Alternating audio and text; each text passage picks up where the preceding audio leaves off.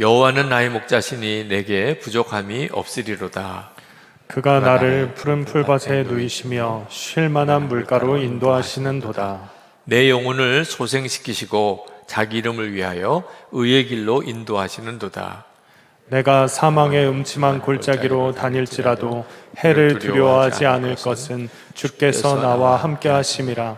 주의 지팡이와 막대기가 나를 안위하시나이다. 주께서 내 원수의 목전에서 내게 상을 차려주시고 기름을 내 머리에 부으셨으니 내 잔이 넘치나이다. 내 평생의 선하심과 인자하심이 반드시 나를 따르리니 내가 여호와의 집에 영원히 살리로다. 아멘. 아멘. 우리 교회 이름이 선한 목자 교회인데 그 교회 이름을 그렇게 지을 때 예수님의 교회라 그런 뜻으로 이름을 그렇게 붙였습니다. 요한복음에 보면 예수님을 선한 목자라고 그렇게 말씀하셨습니다. 우리가 예수님을 믿는다고 하는 것은 이제는 우리는 양이 되고 예수님이 목자가 되시는 삶을 살게 된다는 뜻입니다. 그 가장 놀라운 증거가 열매가 그 목자가 있는 양의 평안함입니다. 평안함. 양이 목자가 있으면 안심이 되고 염려도 없고 너무나 편안하고 목자가 있으니까 양이 풀밭에 누워서 잠을 잘 수 있는 겁니다. 분명히 성경에 주님이 수고하고 무거운 짐진 자들아 다 내게로 오라 내가 너희를 쉬게 하리라 그렇게 약속하셨어요. 예수님을 믿는 자에게 누려지는 복입니다. 요한복음 14장 27절에 평안을 너에게 끼치노니 곧 나의 평안을 너에게 주노라. 내가 너에게 주는 것은 세상이 주는 것과 같지 아니하니라. 너희는 마음에 근심하지도 말고 두려워하지도 말라. 그러니까 예수를 내가 진짜 믿고 있는지 아닌지는 내 마음의 평강과 그리고 근심하고 두려워하는 마음이 내게서 떠났는지를 보면 알 수가 있습니다. 우리가 그렇게 예수님을 정말 믿어보자고 그래서 교회 이름을 선한 목자 교회라 그렇게 정했습니다. 여러분 마음이 평안하신가요? 이제는 두려움도 또 염려하는 것도 이제 다 사라지셨습니까? 그러면 여러분은 예수님이 여러분의 목자가 되신 상태에 있는 사람입니다. 예수님이 여러분의 목자가 되셨으니 설명하기 어려운 평안이 있고 모든 근심과 두려움이 마음에서 이렇게 다 떠난 거죠. 불안하십니까? 예수를 믿기는 했는데 여전히 걱정도 근심도 많으십니까? 그렇다면 여러분이 예수님을 믿는 것 같아도 실제로는 다른 복음을 여러분이 붙들고 있는 겁니다. 예수님께서 요한복음 14장 27절에서 세상이 주는 평안이라는 언급을 하셨어요. 그러니까 예수를 믿고도 세상이 주는 평안에 속아 살고 있는 그리스도인들이 많습니다. 이런 분들은 실제로는 마음이 계속 불안하고 염려가 있고 두려운 거예요. 오늘 이 시간에 그 점을 여러분이 잘 점검해야 합니다. 이 세상이 주는 평안은 마귀가 우리를 속이는 겁니다. 다시 말하면 세상이 평안을 줄 수 있어. 돈 많으면 사람이 편안하게 사는 거야. 지위가 높아지면 그러면 세상 재미있게 편안하게 살 수 있어. 많은 사람들이 그렇게 생각을 합니다. 마귀가 사실은 주는 메시지예요. 아담과 하와를 에덴 동산에서 누리던 편안한 삶에서 마귀가 그 아담과 하와의 삶을 완전히 파괴시켜 버린 게 바로 이런 거짓 복음, 가짜 복음 때문이었습니다. 선악과 따먹으면 하나님처럼 될 거야. 너 놀라운 세계가 펼쳐질 거야. 그거 완전히 속은 거죠. 근데 지금도 마귀는 똑같이 사람들에게 그렇게 속이고 사람들은 거기에 넘어가요. 그냥 오늘 이 집회에 참여한 여러분들, 그냥 여러분 자신을 한번 생각해 보시기 바랍니다. 자, 하나님만 믿고 사는 거하고, 그리고 이 세상하고 이렇게 비교해 볼 때 어디가 재미있을 것 같아요? 하나님은 너무 거룩하시잖아요. 그죠? 가까이 하기에는 너무 먼 당신이잖아. 하나님은 꼭 지키기 어려운 것만 또 하라고 그랬잖아요. 그죠?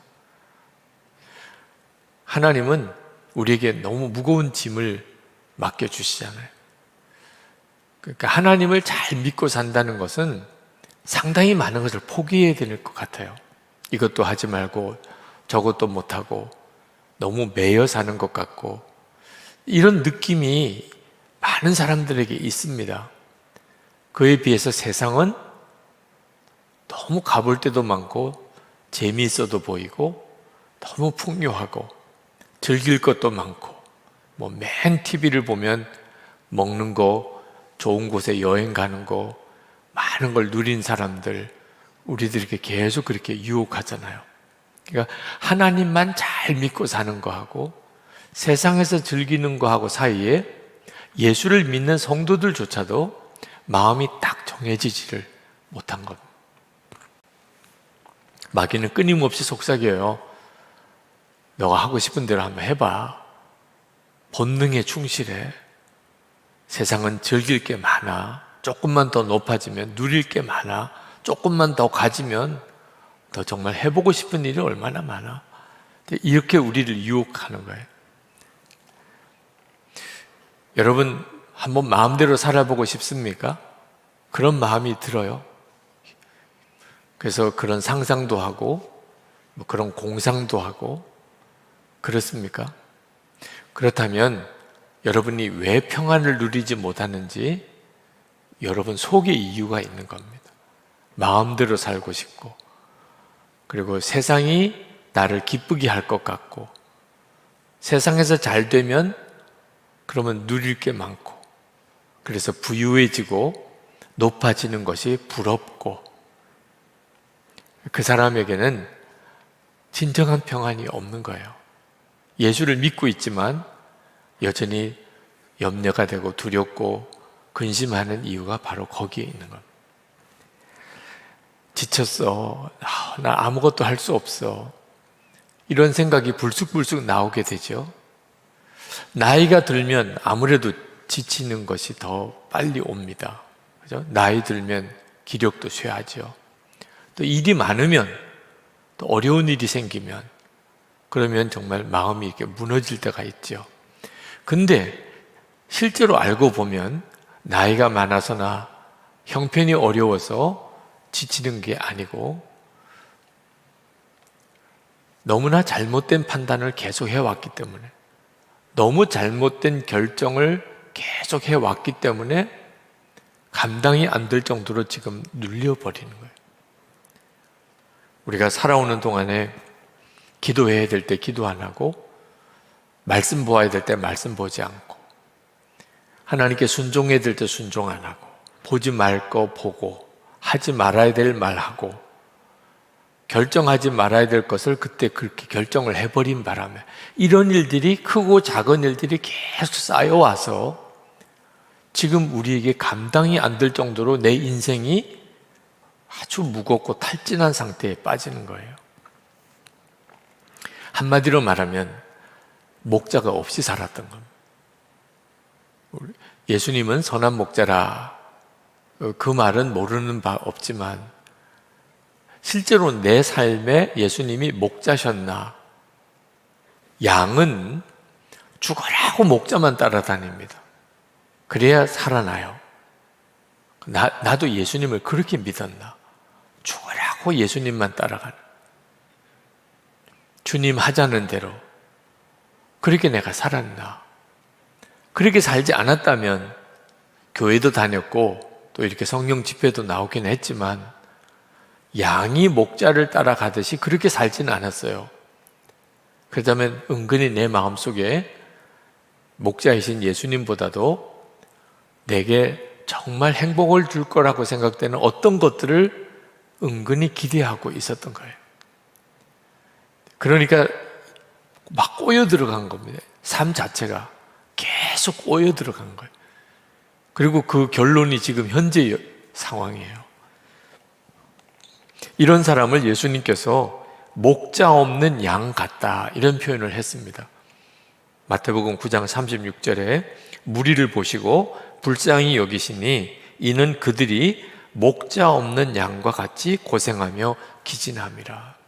그러니까 사람들이 두 부류로 나뉘는데 예수님이 그 삶에 목자이신 사람이 있고 목자가 없는 양 같은 사람이 있는 거예요.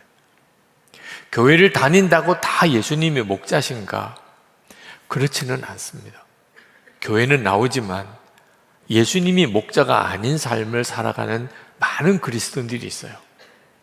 그래서 예수를 믿고도 세상 사람들과 비슷하게 염려, 근심, 두려움에 눌려 사는 겁니다. 힘들고 지치고 피곤하고 인생이 자꾸 꼬여 들어가는 거예요. 대만에 예수 동행 세미나를 갔다가 그 대만 성광신학원, 가오슝에 있는 성광신학원의 진길송 원장님, 그 신학교 학장님이시죠. 그분을 만나서 대화도 나누고, 한 번은 그분이 말씀을 전할 때 예수를 믿고 구원을 받고도 실제로 구원을 누리지 못하는 사람이 있을 수 있다. 그러면서 예를 들기를 12시 비행기 티켓을 구입을 했어요. 그래서 그 비행기를 탈 수 있게 된 거죠. 근데 11시 반에 배가 고파서 식당에 가서 밥을 먹고 있으면 12시 비행기 표는 가지고 있는데 비행기를 못 타는 거죠. 그 예를 들면서 실제로 하나님께서 때때로 우리에게 배가 고파서 밥을 먹고 싶은데 밥을 먹지 말라고 할 때가 있다. 이유는 그보다 더 훨씬 더 중요한 것을 얻어야 되기 때문에. 그러니까 철저하게 주님께 온전히 순종하는 사람. 때때로 주님이 우리에게 어떤 때는 밥을 먹지 말라고 할 때가 있어요. 지금 밥 먹을 때가 아니라. 왜? 비행기 타러 지금 가야 될 시간이니까. 12시 비행기니까 일단 비행기를 타고 떠나야 너가 비행기를 탈 수 있는 거야. 우리가 다 내가 하고 싶은 대로, 먹고 싶은 대로 그렇게만 사는 기준을 가지고 있는 사람은 구원을 잃어버릴 수도 있다는 거예요. 더 중요한 것을 주시려고 덜 중요한 것을 거둬가실 때, 목자가 있는 삶을 사는 사람은 철저하게 자기 기준으로 살지 않고 온전히 목자를 따라 삽니다. 예수를 믿었으면 그게 복이라는 거예요. 우리에게 있어서 정말 진짜 복은 우리에게 예수님이 목자시라는 겁니다. 근데 예수님을 목자로 여기지 않고 살면 그러면 예수 믿는 복을 온전히 누리지 못하는 거죠. 여러분, 험한 산을 오르거나 또는 광야를 지날 때 반드시 안내자가 필요합니다. 그렇죠? 우리 인생은 험한 산을 오르는 거나 광야를 지나는 것보다 훨씬 어려운 길이에요. 그러니까 반드시 안내자가 필요합니다. 여러분은 여러분의 인생을 지금 매일매일 살아가고 있잖아요. 아침에 눈을 떠서 오늘 또 하루를 살고 또 한 주간을 살고, 여러분에게는 안내자가 있습니까? 아침에 눈을 떴을 때 오늘 어떻게 살아야 될지 여러분을 구체적으로 인도하는 안내자가 있나요? 마치 여러분이 처음 가보는 어느 해외 나라를 여행을 갔다고 합시다. 그럼 거기서 아침을 맞았어요. 그러면 가이드가 있어야 되잖아요. 그죠? 아침은 어디서 먹을지, 오늘 일정은 어떻게 되는지. 가이드가 만약에 없다면 여러분 혼자서 전혀 가보지 않은 나라에서 거기서 살아간다면 그건 대단히 어려운 일이죠. 우리의 인생이 꼭 그와 같다는 거예요. 근데 안타깝게도 많은 사람들이, 우리 예수 믿는 성도조차도 내 인생에 예수님이 목자가 아닌 거예요. 내 하고 싶은 대로, 내 먹고 싶은 대로, 내가 쓰고 싶은 대로 그렇게 사는 거예요.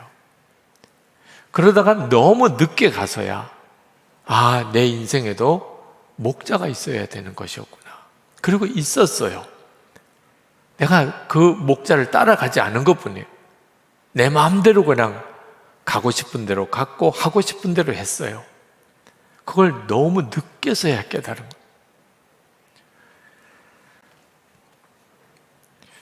오늘 하나님이 우리에게 주시려고 하시는 중요한 메시지예요. 그냥 우리가 늘 익숙하게 듣던 이야기이긴 합니다. 예수님은 우리의 선한 목자시라. 근데 이제는 그렇게만 알고 있지 마시고 내 매일의 삶 속에 예수님은 나의 목자신가? 그렇게 살고 있는가? 그걸 확인해야 돼요. 시편 23편은, 오늘 읽은 시편은 그냥 얼핏 읽으면 굉장히 아주 편안하고 또 아주 분위기가 아주 멋있는 어떤 그런 푸른 초장에 양들이 누워있는 그런 그림으로 그려집니다. 시편 23편은 얼핏 읽으면 그런 느낌이에요.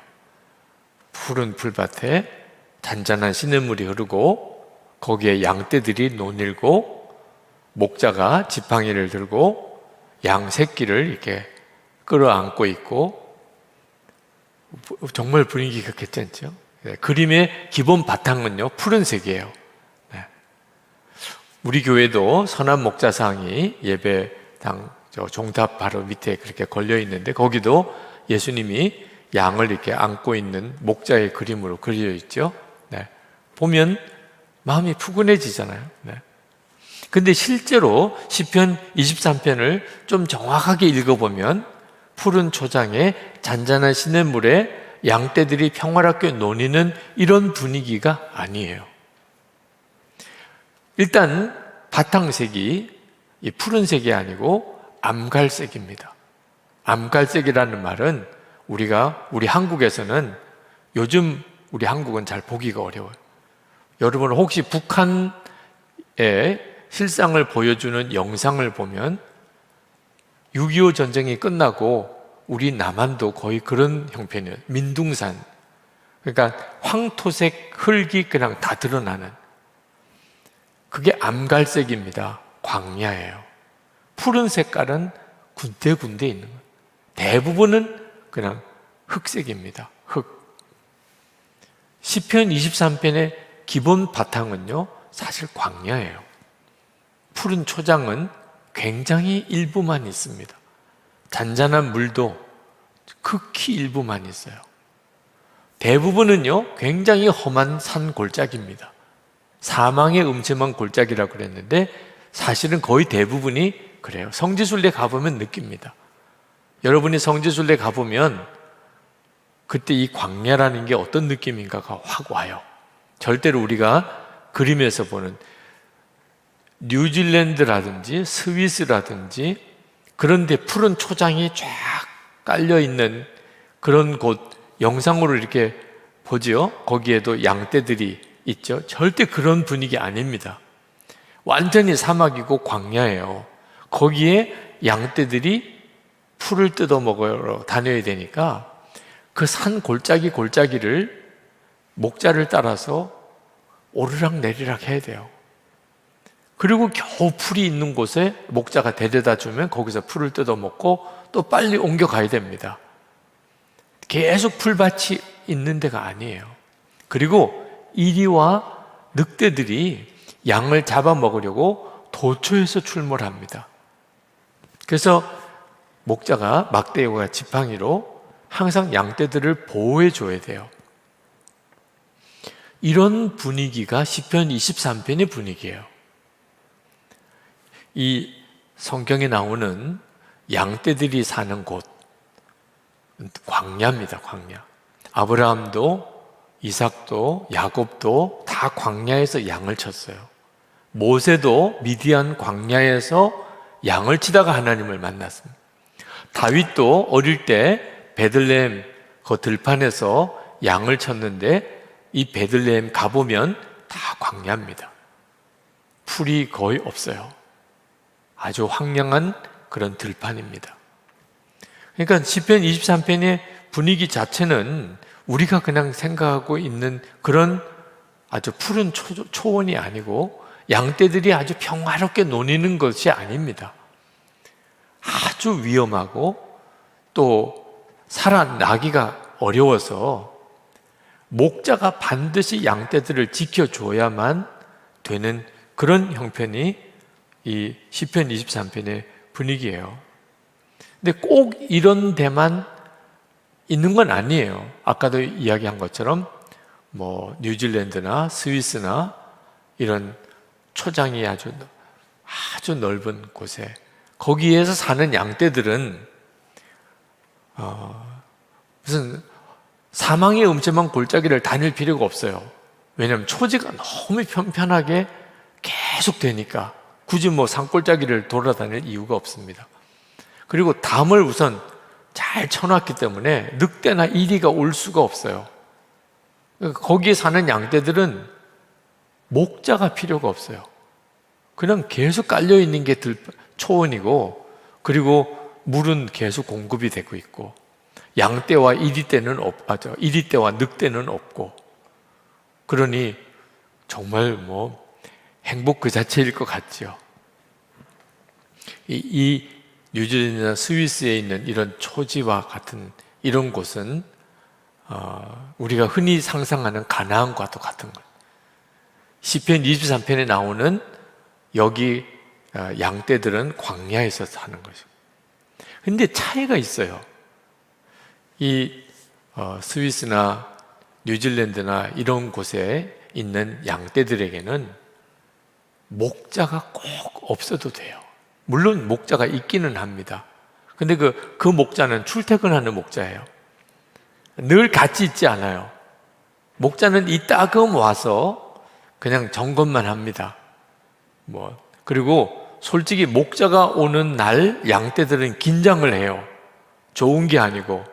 왜냐하면 끌려가서 털 깎거나 아니면 도살장으로 팔려가는 날이에요. 목자들은 와가지고 이제 양 잡아먹고 이제 털 깎고 그렇게 하느라고 있는 목자예요. 사실 그 모직 회사의 직원과도 같은 사람이죠.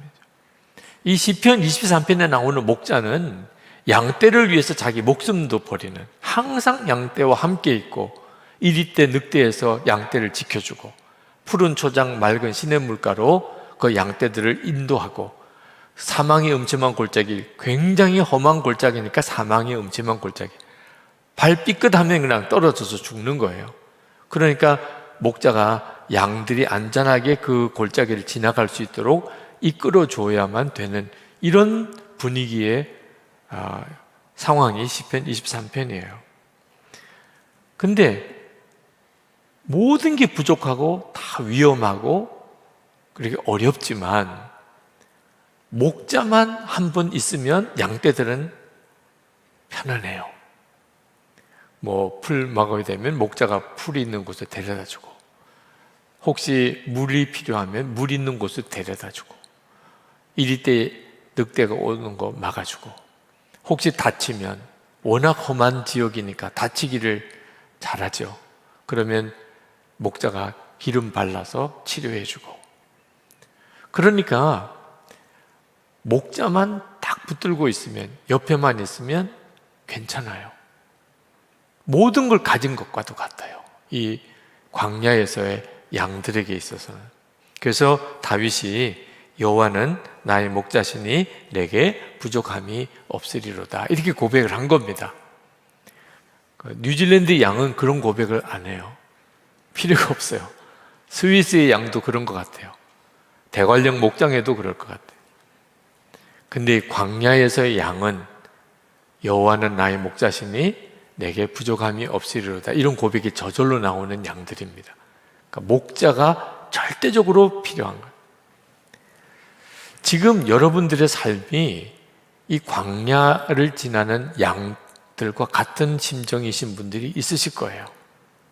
지금 너무 힘들어요. 위험이 너무 많아요. 지금 살아가기가 정말 사망의 음침한 골짜기를 계속 오르락 내리락 하는 것 같아요. 사방에서 나를 죽이려고 달려드는 것 같아요. 먹을 게 우선 기본적으로 주변에 너무 없어요. 마실 물도 없어요. 늘 보는 것이 황량한 암갈색 광야예요. 지금 여러분의 사는 형편이 그런 형편이신 분들 있을 거예요. 근데 여러분에게 뭐가 필요하죠? 그런 광야를 지나는 분에게 뭐가 필요하죠? 초지입니까? 물입니까? 목자예요. 그걸 정확히 알아야 한다는 겁니다. 지금 나에게 뭐가 필요한가? 목자가 필요한 거예요. 그 목자 안에 푸른 초장, 잔잔한 시냇물, 이리떼와 늑대로부터의 보호함, 죽음의 골짜기를 안전하게 지나갈 수 있는 모든 방안이 다 그 목자에게 있는 거예요. 이 광야를 지나다 보면 빨리 가나안에 들어가고자 하는 간절함이 생기게 됩니다. 하나님, 언제까지 이렇게 살아야 돼요? 나도 좀 편안하게 살게 해주세요. 집도 짓고, 그죠? 농사도 짓고, 좀 곡식도 모아드리고, 매일 그날 먹을 것만 먹는 거 아니고 좀 쌓아놓고 살게 해주세요. 나도 좀 남 도와주고 좀 살아보게 해주세요. 나도 좀 여유롭게 한번 지내게 해주세요. 이런 심정일 때가 있죠. 빨리 좀 그날이 오게 해주세요. 그러면 그럴수록 광야 생활은 더 길어져요. 왜? 하나님의 계획이 그게 아니니까. 하나님의 계획이 우리를 빨리 광야를 지나서 가나안 땅에 들어가는 것이라고 한다면 빨리 해주셨을 거예요. 근데 하나님의 계획은 빨리 가나안 땅에 들어가는 게 아니니까. 그러니까 우리가 빨리 깨달아 알아야 돼요. 하나님이 원하시는 것은 우리가 죽어라고 목자이신 예수님만 의지하여 살게 되는 겁니다. 그게 가나안에 들어가서도 결정적으로 중요하기 때문에. 그래도 광야는 어쩔 수 없는 상황이니까 목자만 따라가게 됩니다. 기도하는 자리에 나가게 되고, 때때로는 금식도 하게 되고, 말씀도 귀 기울여 듣게 되고, 너무 힘드니까. 그러니까 상담도 하러 가게 되고, 목사님이나 전도사님이나 나보다도 믿음이 좋은 사람들 찾아가서 기도 부탁도 하게, 워낙 힘드니까. 그러니까 광야에 있으니까, 그러니까 그나마도 믿음도 지키고, 기도도 하게 되고, 말씀도 보게 되고, 그런 거예요. 그러니까 하나님의 계획은 광야에 있는 동안에 우리에게 하나님이 원하시는 것은 철저하게 하여튼 죽어라 목자이신 예수님만 붙들고 사는 겁니다. 전에는 뭐 힘들고 어려운 문제만 주님께 의탁했는데, 이제는 깨달아졌어요. 이제는 내 삶의 모든 것에 이제는 주님이 이끄시는 대로 살아야 되겠구나.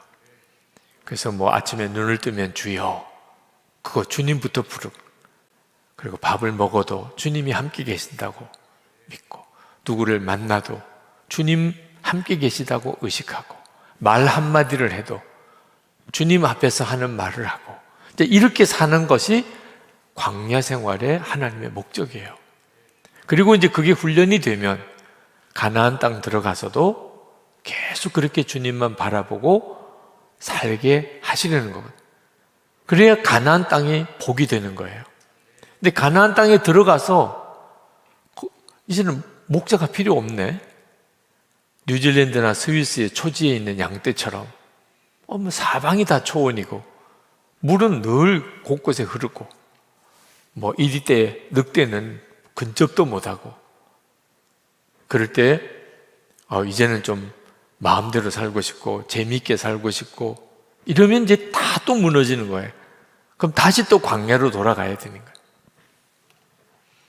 여러분, 우리가 가나안에서 들어가서 살게 되어서 부족함이 없게 되는 거 아닙니다. 다윗의 고백이 그런 거 아니잖아요.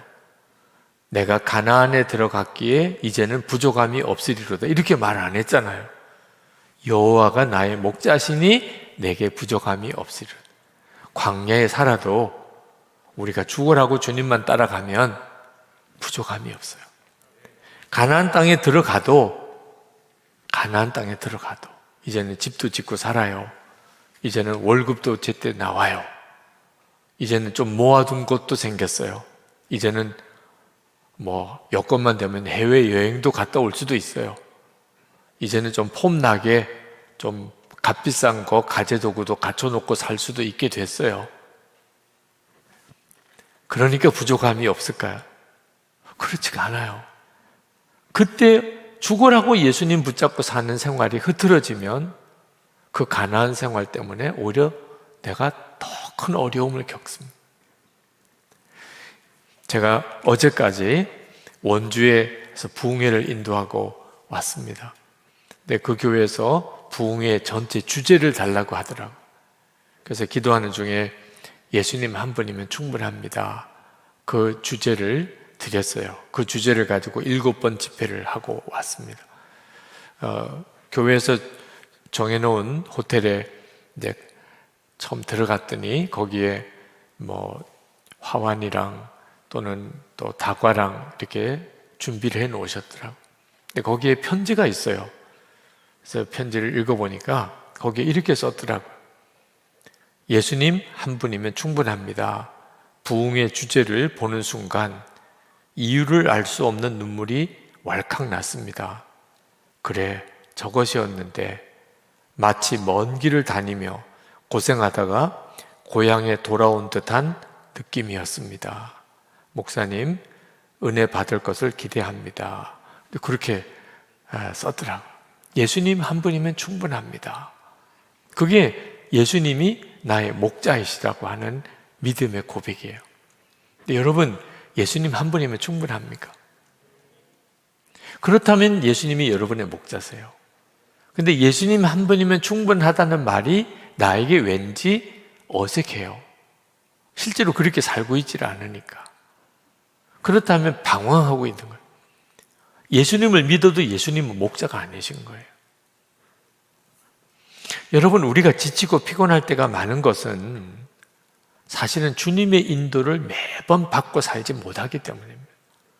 말을 해도 주님의 인도를 받고 무슨 결정을 해도 주님의 인도를 받고 그렇게 살아야 되는 건데 잘못 판단하고 잘못 결정하고 왜? 내 마음대로 판단하고 내 마음대로 결정했기 때문에 이게 자꾸 쌓이니까 그래서 피곤하고 지치는 거예요.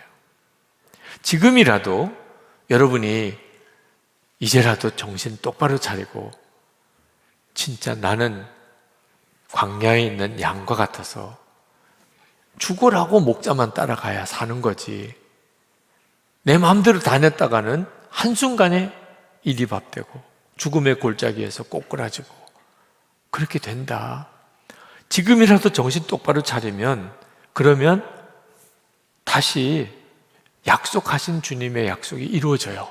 놀라운 평강, 수고하고 근심하는 게 다 떠나는 진짜 예수 믿는 삶을 살게 된다고요. 어느 분이 전철역에서 그 옆에 나이가 지긋하신 어르신 두 분이 대화하는 것을 그냥 엿듣게 되었어요. 워낙 그냥 큰 소리로 이야기를 하시니까. 이른이 벌써 넘으신 듯한 두 분이 대화를 하시는데 한 분이 옆에 있는 분에게 막 야단치듯이 이야기를 하더래요. 너 인마 예수도 믿는 놈이 그러면 되겠냐?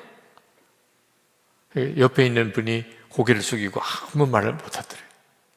무슨 사정인지는 모르겠지만 너 인마 예수도 믿는 놈이 그렇게 살면 되겠냐?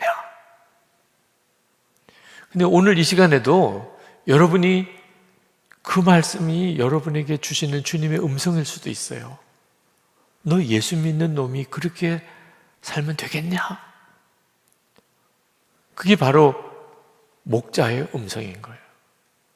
우리의 삶에 그동안에 목자가 하자는 대로 그렇게 안 살았으니까. 매 순간 목자가 어떻게 말씀하실지, 목자가 어떻게 결정하실지 주목하고 안 살았으니까. 그러니까 자꾸 뭔가 안 좋은 결정들, 후회할 결정들을 하고 살았던 거예요.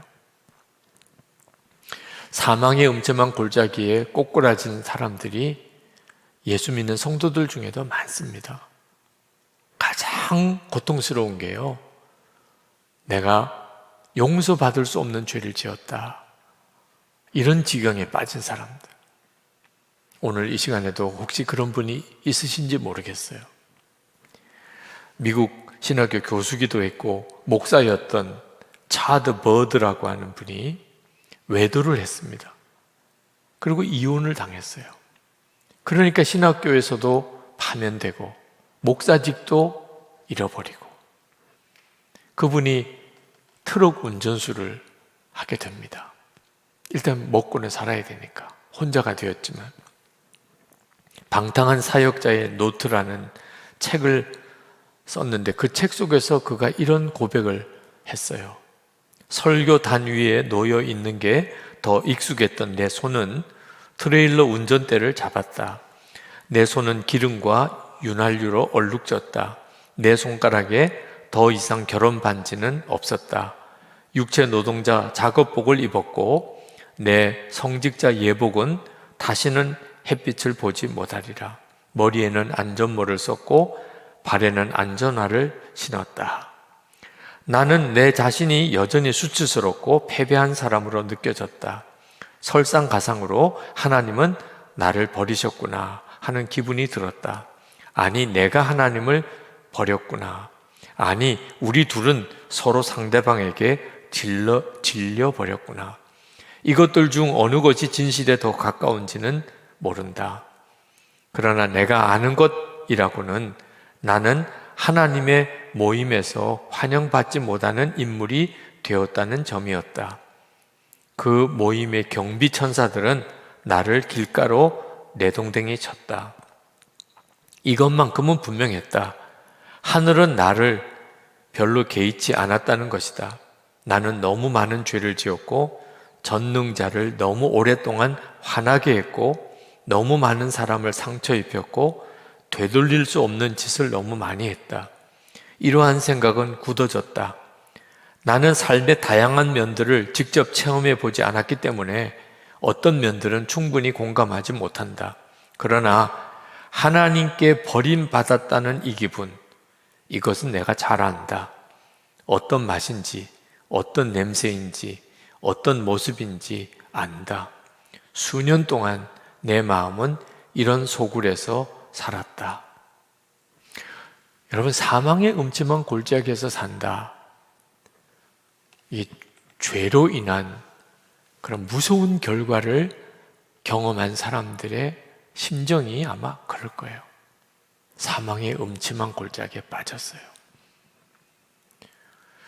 이런 처지에 있는 사람들조차도요, 주님의 인도하심을 받아야 돼요. 주님의 인도하심을 받을 수 있어요. 주님은 그를 인도하세요. 왜? 성경에 나와 있어요. 히브리서 10장 19절, 그러므로 형제들아 우리가 예수의 피를 힘입어 성소에 들어갈 담력을 얻었나니. 여러분, 성소, 하나님 앞에 나아갈 담력은 어디서 오나요? 기도를 많이 하며 살았기 때문에, 성경도 많이 읽으며 살았기 때문에, 늘 큐티했기 때문에, 아주 경건하게, 가정에 충실하게, 그렇게 부끄럽지 않게 그렇게 살았기 때문에 성소에 들어갈 담력을 얻었다, 그렇게 말하지 않아요. 그런 조건 없어요. 성소에 들어갈 담력은 오직 한 가지 조건만 있어요. 예수님의 피를 힘입어, 우리가 예수의 피를 힘입어 성소에 들어갈 담력을 얻었다. 누구든지 그가 어떤 죄를 지었든지 예수님의 피를 힘입어 하나님의 앞에 나갈 담대한 담력을 얻었다. 주님이 그렇게 인도하세요. 우리가 살아가는 동안 하나님이 나 사랑하실 리 없어. 하나님이 나 받아주실 리 없어. 하나님 나에게 복을 주실 리가 없어. 그렇게 스스로 느껴질 때가 있습니다. 진짜 사망의 음침한 골짜기를 다니는 거예요. 그래도 해 받을 걸 두려워하지 않는 것은 주께서 나와 함께 하심이라. 한 가지만 확인하면 돼요. 예수님이 우리의 죄를 사하시려고 십자가에서 피 흘려 주셨음을 믿는가? 믿으시나요? 나를 죄에서 건지시려고 예수님이 십자가에서 대신 피 흘려 죽으셨다. 그걸 믿는가? 믿고 있어요. 그러면 그는 주님이 이끄시고 있는 사람이에요. 사망의 음침한 골짜기에서 얼마든지 그를 이끌어내세요. 진작 그 주님을 붙잡고 살지 못한 게 안타까울 뿐이죠. 그러나 지금이라도 주님을 붙잡으면 건짐을 받아요. 우리가 겪게 되는 이 사망의 음침한 골짜기 중에 하나가 사람으로 인한 고통입니다. 사람으로 인한. 그게 참 어려워요. 지긋지긋하게 정말 나를 힘들게 하는 사람, 부담되게 하는 사람, 밤에 잠을 못 자게 하는 사람, 밥을 먹어도 이게 소화가 안 되게 만드는 사람, 이런 사람들과 함께 있는 것 진짜 고통이죠. 그 정말 사망의 음침한 골짜기를 다니는 것 같아요. 이때도 우리가 주님의 인도함을, 목자의 인도함을 받아야 삽니다. 목자는 인도하세요. 1569년입니다. 네덜란드의 어느 추운 겨울날에 제 세례를 받은 까닭에 종교적인 박해를 받았던 더크 윌렘스라고 하는 사람이 있었어요. 그분이 체포가 되어서 탑 감옥에 갇혔습니다. 근데 그가 헝겊을 매듭을 만들어 가지고 끈을 만들고 그리고 그 탑에 있는 창문을 타고 그 끈을 붙들고 내려와서 탈옥을 했어요. 추운 겨울이니까 그 성곽의 해자, 그 성을 둘러싸고 있는 그 강이 다 얼었습니다. 그래서 그 얼음 위를 건너서 그 성을 탈출하게 되는데 경비병들이 발견하고 뒤쫓아오기 시작하는 거예요. 그러나 무사히 그 해자를 건넜어요. 그런데 뒤따라오던 경비병들이 그만 따라오는데 얼음이 깨져서 그 강 속으로 빠져들어간 거예요. 살려주세요!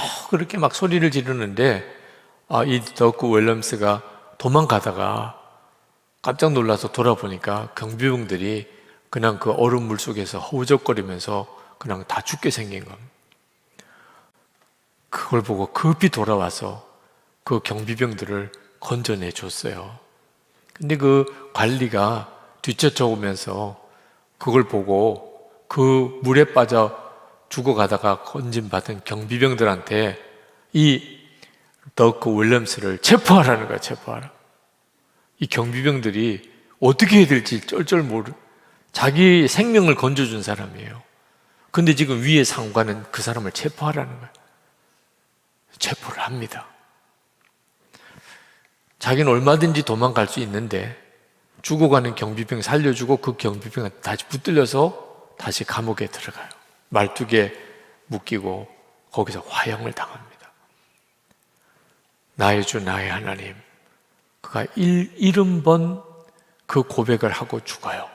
불에 타서. 이 더크 윌럼스의 그 신앙을 이어받은 사람이 하나의 공동체를 만들고 메노나이트 교단이 되고 미국에 가면 아미시 공동체라고 하는 그 공동체 사람이 돼요. 그 믿음의 후손들이 가지고 있는 중요한 신앙의 원칙이 있는데 원수도 사랑하라. 더크 윌럼스 자신들의 그 신앙의 본이 되었던, 신앙의 기초가 되었던 사람이 그렇게 살았으니까 원수도 사랑하라. 그래서 자기는 오히려 죽었어요. 여러분, 주님의 인도를 받는 것이 때때로는 정말 순교의 길을 가야 될 만큼 그렇게 고통스럽고 어려운 길인 것처럼 보입니다. 그런데 그것 때문에 얼마나 많은 열매들이 맺어졌는지. 지난 주간에 어느 집사님 신방을 하고 그래서 집사님이 그런 고백을 하더라고요. 목사님, 저는 중요한 원칙을 하나 가지고 있습니다. 그게 뭐냐면 절대 화내지 말고 미움을 마음에 품지 않는 거예요.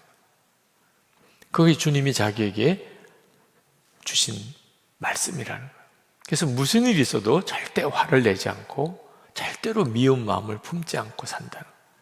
그리고 가족들에게도 꼭 그렇게 살자고 부탁을 했다는 거예요. 야, 이건 정말 대단한 실천이다. 정말 목자이신 주님을 따라가는 성도만이 할 수 있는 일이에요. 왜냐하면 화를 내어서 절대로 하나님의 뜻이 이루어지지 않아요. 오히려 화를 품으면 마귀가 들어와요. 그러니까 화를 품는 것은 마귀를 초청하는 거예요. 마귀야 내게 오너라 이렇게 초청하는 거라니까. 그러니까 절대로 화를 내지 말고 미움 마음에 품지 않는다. 그럼 마귀가 내 마음을 주장할 수가 없어요. 그리고 주님이 당신이 원하시는 일을 이루어내세요. 가정도 바꾸시고 내 삶 전체를 바꾸십니다. 그런데 어떻게 화를 안 내고 미움을 안 품을 수가 있나요? 그게 문제인 거죠. 사람인데 어떻게 화 안 내고 미움을 안 품을 수 있냐 말이에요. 그래서 기도가 필요한 거예요. 언제까지 기도해야 되죠? 화가 사라지고 미운 마음이 다 없어질 때까지 기도하는 거예요. 오늘도 이제 말씀 끝나고 우리 기도할 텐데 언제까지 기도하도록 가야죠? 화난 거 다 없어지고 내 마음속에 미움이 다 없어지면 일어나도 돼요. 기도 다 했어요. 충분하게 했어요. 어떤 사람은 5분 만에 끝날 수도 있고 어떤 사람은 내일 새벽까지 가야 될 사람도 있어요. 우리가 지치는 것은 힘들어서가 아닙니다. 영적인 문제가 있기 때문에. 그 말은 뒤집어 이야기하면 내가 주님을 바라보는 눈이 열리면 힘이 생겨요. 어떤 상황도 이길 힘이 생겨요. 제가 처음에 방언을 체험했을 때 그 방언했다는 거 외에는 아무것도 달라진 게 없어요. 그런데 모든 게 달라진 것 같아요. 방언 기도가 이렇게 터지는 경험을 한 것 자체가 얼마나 제게 영적인 충만함이 되었는지 제가 무슨 말로 기도하는지 모르겠어요. 그런데 모든 게 다 달라진 것 같은 거예요. 어느 목사님이 전도사 때 목회를 그만둘 뻔했습니다. 그가 교회 담임 전도사로 있는데 할머니 교인 한 분이 임종 예배를 드려달라 가족이 연락이 왔어요. 한 번도 임종 예배를 드려본 적이 없고 사람이 죽는 것을 본 적도 없어요. 근데 이제 전도사가 되었으니 가야지요. 갔더니 그 할머님이 이제 숨을 막 거두시고 계신 거예요. 얼마나 무서운지 사람이 죽는 걸 처음 봤어요. 그 가족들은 전도사님이 왔으니까 너무 안심하는 거예요. 전도사님 예배 드려주세요. 우리 어머니 돌아가시려고 합니다. 그래서 찬송도 부르고 그 할머니 위해서 간절히 기도했는데 기도하는 내내 무서운 거예요. 숨이 넘어가면 어떡하나. 그리고 이제 기도 끝났는데 이제 막 숨을 가쁘게 몰아쉬는데 더 있기가 무서워서 일단 예배는 드렸으니까 도망을 나왔습니다. 그리고 사택에 왔는데 너무 비참한 거예요. 이게 전도사냐 너가. 아니 성도의 집에 지금 이렇게 임종 예배를 드리면 뒤에 장례 절차까지 다 살펴주고 그렇게 해야지 너 어떻게 이렇게 도망 나오냐. 그래서 너무 괴로워서 고민하다가 사표를 썼습니다. 저는 목회자들 자격이 없습니다. 그렇게 사표를 썼어요. 그리고 이제 그 집에 장례가 나면 그 무슨 낯으로 가서 봐요. 그래서 이제 선배 목사님한테 장례 부탁도 다 해놓고 그리고 이제 내일 아침에 장로님께 사표 내고 이제 자기는 짐 싸가지고 나오려고 생각하는데 새벽에 할머니가 살아났다는 어제 전도사님이 와서 기도해 주시고 돌아가시는 할머니가 다시 살아났다고 그렇게 기뻐서 그 가족들이 와서 너무너무 감사하는 거예요. 그래가지고 또 눈물이 어떻게 나는지, 그리고 다시 목회 시작을 한 거예요. 하나님, 다시 할게요. 그냥 그 할머니가 살아났다는 게 아니고 그 계기를 통해 가지고 영적인 눈이 뜨인 거예요, 이 전도사님이. 오늘도 똑같아요. 우리가 주의 말씀을 듣고 주님이 함께 계심이 믿어지고 주님만 믿으면 되는 거구나. 광야길이 문제가 아니구나. 가나안에 빨리 가는 게 답이 아니구나. 죽으라고 주님만 붙잡고 살면 그러면 승리하는 거구나. 그게 이기는 길이구나. 그게 하나님의 계획이구나. 그러면 광야가 가나안이 되는구나. 할렐루야. 우리 찬송하고 기도합시다. 오늘 꼭 응답받고 해결받고 가시기 바랍니다.